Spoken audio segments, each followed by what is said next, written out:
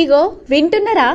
Phone tapping కేసులో దొరికిపోయి ఇరుక్కబోయి విదేశాలకు పారిపోయి తప్పించుకొని తిరుగుతున్నాడు కదా పోలీసు ప్రభాకర్ రావు.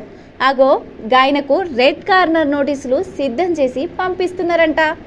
అసలు రెడ్ కార్నర్ నోటీసులు అంటే మీకు ఎరికేనా?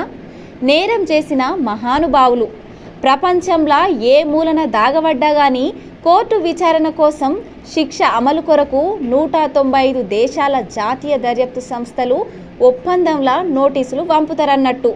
దీనికి సిబిఐ అంటే సెంట్రల్ బ్యూరో ఆఫ్ ఇన్వెస్టిగేషన్ బాధ్యత తీసుకుంటుంది. దీనికి మధ్యవర్తిత్వంగా ఇంటర్పోల్ వ్యవహరిస్తుంది. ఇంటర్పోల్ అంటే ఇంటర్నేషనల్ క్రిమినల్ పోలీస్ ఆర్గనైజేషన్ అన్నట్టు. అంతర్జాతీయ నిందితులను అత్యవసర పరిస్థితులలో పట్టుకోవడానికి ఈ సంస్థ ప్రపంచవ్యాప్తంగా పనిచేస్తుంది. ఇక చూడాలి మరి ప్రభాకర్ రావుని ఇండియాకు తీసుకొస్తారో లేదో అన్నది. ఇగో గిది సంగతి.